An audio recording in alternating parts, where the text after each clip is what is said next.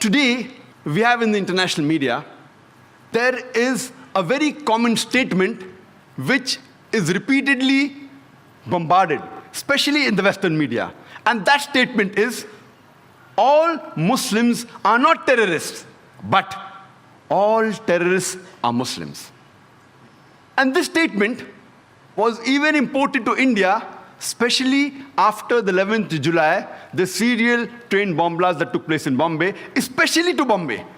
And we find that even in India, especially in Bombay, people kept on repeating the statement that all Muslims are not terrorists, but all terrorists are Muslims. Let us analyze today what do the historical records tell us, and what does the data on terrorist attack that is available in world history, what do they tell us? When we look at the records, in 19th century, we can hardly find any terrorist attacks have been done by Muslims. Time does not permit me to speak about the details of the attacks taking place in the 19th century. I'll just mention a couple of them. We know that in 1881, Tsar Alexander II of Russia, he was assassinated. He was traveling in a bulletproof carriage in St. Petersburg Street. There was a bomb that kills innocent 21 bystanders. He comes out of the bulletproof carriage, another bomb comes, and he's killed. He was not killed by a Muslim, he was killed by ignorance. He was a Pole from Burbusk. He was a non-Muslim, he was an anarchist. We know in 1886, there was a bomb blast that took place in the Haymarket in Chicago during the labor rally. And 12 innocent people were killed. One amongst them was a policeman by the name of Dejan. Later on, 7 policemen were injured and they died in the hospital. The people responsible for this act, they were not Muslims, they were 8 anarchists, all of them non-Muslims.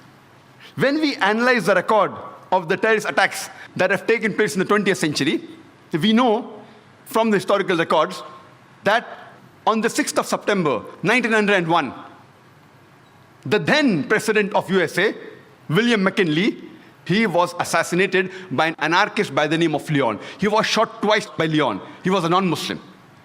On the 1st of October, 1910, there was a bomb blast that took place in the Los Angeles Times newspaper building, in which 21 innocent people were killed. The people responsible for this bomb blast, they were 2 Christians by the name of James and Joseph. They were union leaders. They were not Muslims. We know that on the 28th of June, 1914, in Sarajevo, France, the Archduke of Austria, along with his wife, they were assassinated, which precipitated the World War I. The people responsible for this assassination, they were called the Young Bosnia. Most of them, they were Serbs. They were not Muslims. From historical record, we come to know that on the 16th of April, 1925, there was a bomb blast that took place in St. Nedelia Church in Sofia, the capital of Bulgaria, in which more than 150 innocent people were killed and more than 500 injured. It was the biggest terrorist attack that has taken place on the soil of Bulgaria. It was conducted by the Bulgarian Communist Party. They were not Muslims. We know from historical records that on the 9th of October, 1934, King Alexander I of Yugoslavia, he was assassinated by a gunman by the name of Lada Georgiev. He was a non-Muslim. The first US plane to be hijacked, it was not by a Muslim, it was by a non-Muslim by the name of Ortiz. He hijacked the US airliner to Cuba, and he later on got their asylum. When we go to the records of terrorist attacks done, we come to know that in the year 1968, the ambassador to Guatemala, he was assassinated by a non-Muslim. In 1969, the ambassador to Japan, he was knifed by a Japanese, a non-Muslim. The ambassador to Brazil in 1969, he was kidnapped by a non-Muslim. The famous attack, the Oklahoma bombing, which took place on 19th of April, 1995, where there was a truck loaded with a bomb, which rammed into the federal building in Oklahoma, which killed 166 innocent human beings. And hundreds other were injured. Initially, it came in the press, Middle East conspiracy, for days together.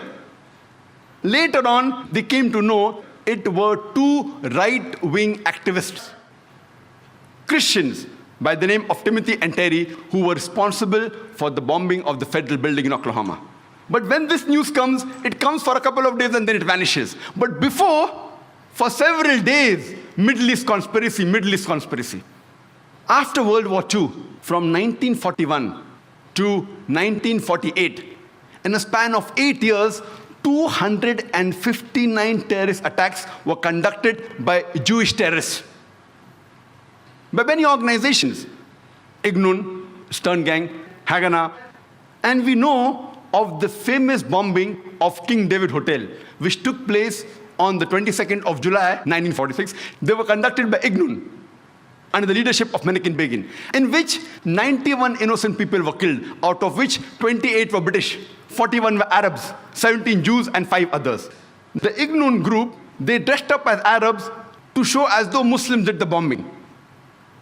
And the person responsible was Menachem Begin. And it was the biggest terrorist attack against the history of British Mandate, in which 91 people were killed. And at that time, Menachem Begin, he was called as terrorist number 1 by the British government. Later on, after a few years, he becomes the Prime Minister of Israel. And later on, after a few years, he gets the Nobel Prize for Peace. Imagine, a person who has killed hundreds and thousands of innocent human beings becomes the Prime Minister of Israel and later on gets the Nobel Prize for Peace. And most of the groups that were fighting, like Stern Gang, Ignun, Haganah, all of these Jewish groups and the leaders like Yitzhak Rabin, Menachem Begin, Ariel Sharon, later on became prime ministers and high-holding ranks in the state of Israel. And all of them, they were fighting for a Jewish state. If you see the world map, before 1945, Israel did not exist. Israel didn't exist. These Jewish groups, they were called as terrorists by the Britishers. They fought for a Jewish state. Later on, with power, they grabbed the land and they kicked the Palestinians out. And now these same people are calling the same Palestinians who are fighting for a more just cause, for getting the land back. And they are labeled today as terrorists by the Israelis. Imagine, Hitler incinerated 6 million Jews. He kicks the Jewish community out. Why should they come to Palestine? The Palestinians, they welcome the cousins with open hands. If they should take a land, they should go back to Germany. They should go back to Europe. Imagine the Palestinians, they welcome the cousins. Imagine, suppose a visitor comes to your house. Being a stranger, you welcome him in your house. After a few days, he kicks you out of the house. And when you cry at the doorstep, I want my house back, people call you a terrorist. This is exactly what has happened today. The Palestinians, they are called as terrorists for what? They only want their land back. And so-called people, most of these powerful first world countries, they are agreeing with this unjust cause. We know that in Germany, from historical records, from 1968 to 1992, the Bader-Meinhof gang, they killed several innocent human beings. In Italy, we come to know from records about the Red Brigades, which has killed several innocent human beings. They were also responsible for kidnapping the Prime Minister of Italy, Aldo Moro. And after 55 days, they killed him. Further, when we come, a similar gang, a similar terrorist outfit, we know, was also in Japan. The Japanese Red Army. They was with this cult. Om Shirito, they were with this cult. And they tried to kill thousands of people in the Tokyo subway by the nerve gas. But unfortunately, they weren't very successful. They were only able to kill 12 people, but more than 5,700 innocent human beings, they were injured and wounded because of this nerve gas. They were Buddhists. In UK, for about 100 years, the IRA, Irish Republican Army, they are conducting attacks against UK. They are Catholics. But they are never called as Catholic terrorists, they are called as IRA. And we know they have conducted several terrorist attacks. Only in 1972, 3 bomb blasts were done. In the first one, 7 people were killed. In the second one, 11 were killed. And third one, 9 were killed. In 1974, they did 2 bomb blasts. In the Guildford pub, they killed 5 innocent people and injured 44 people. In the Birmingham pub, 21 innocent people were killed by the bomb blast and 182 were injured. Time doesn't permit me to speak about all the activities they did. I'm just mentioning a few, just at random. In 1996, they did a bomb blast in London where 2 people were killed and more than 100 were injured.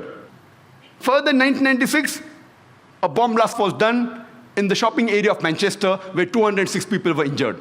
In 1998, Bambridge bomb blast, where 500 pounds of bomb was loaded in a car, in which 35 innocent people were injured.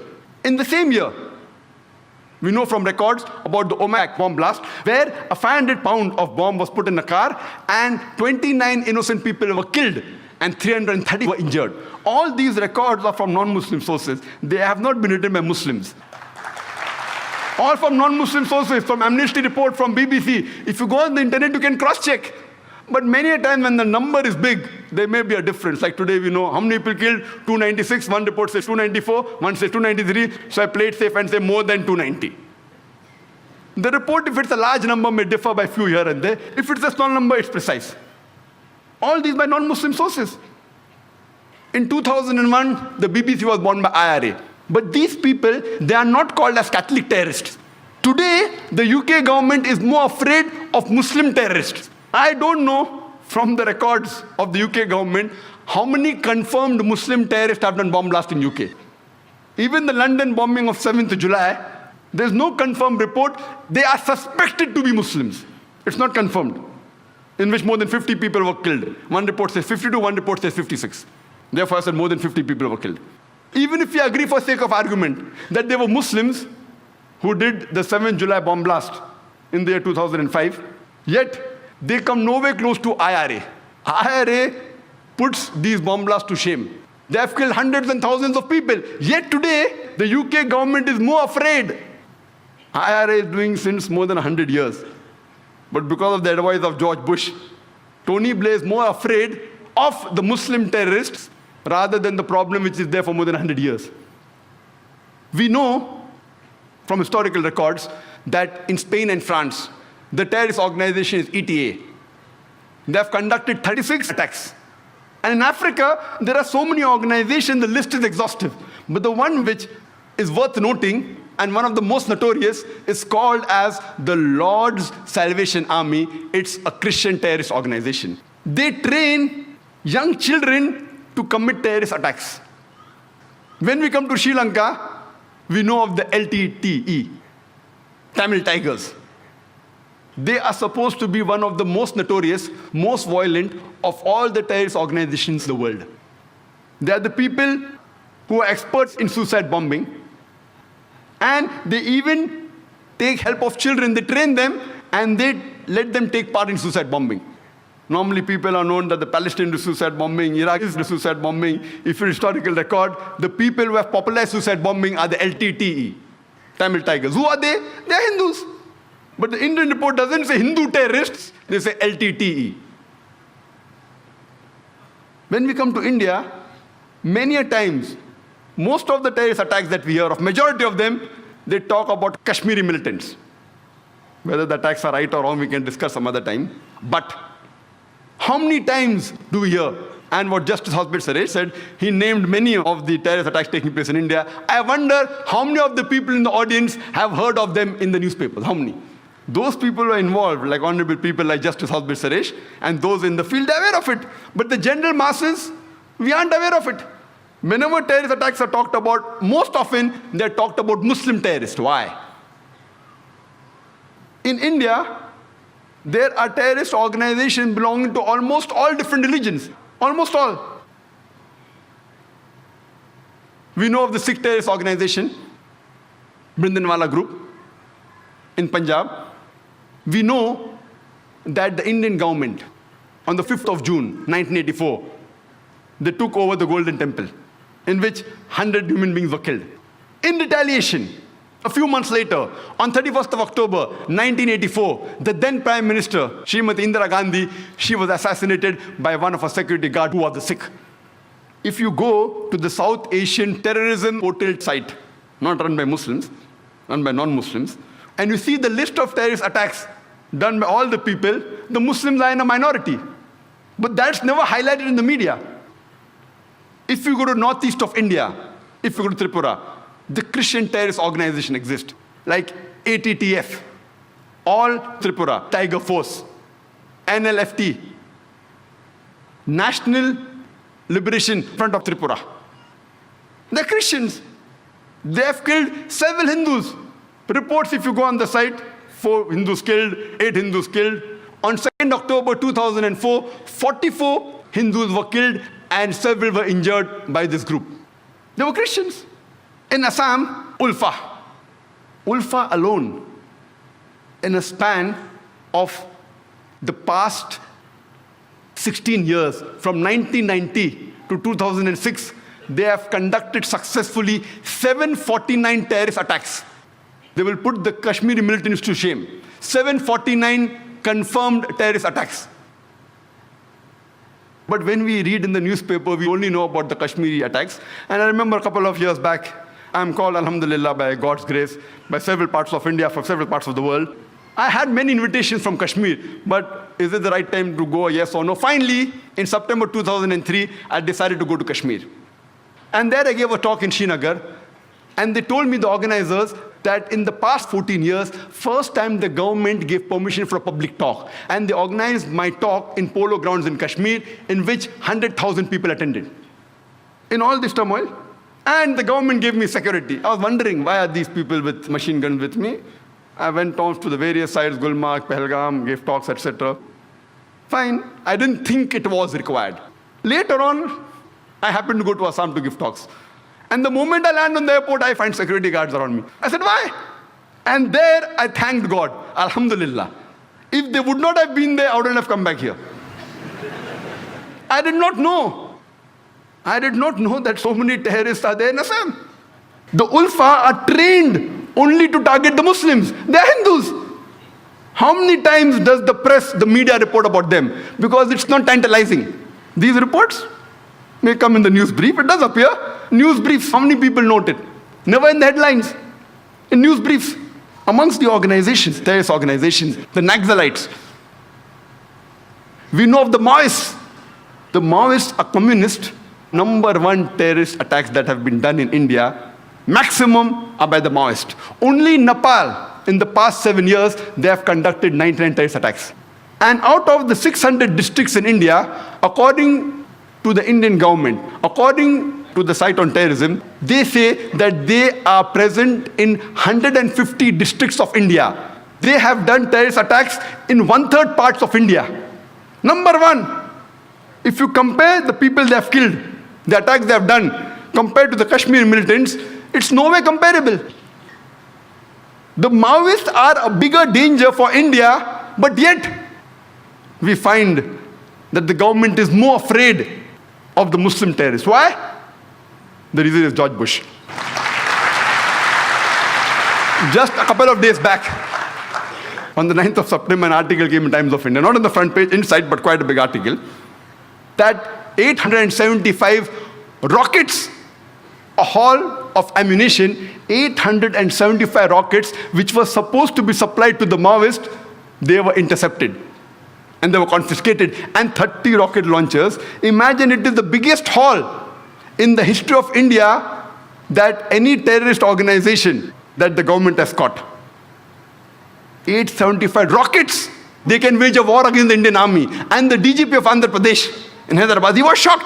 He said that with these rocket launchers, they can attack any police station, any tanks of the Indian government from a distance of 600 meters. From more than half a kilometer away, they can attack the Indian tanks, the Indian police station, and you can't do anything. Rocket launchers. Yet we see people are more afraid of people who have a beard, people who are wearing a cap, people who have trousers above the ankle. Are they more dangerous than the rocket launchers?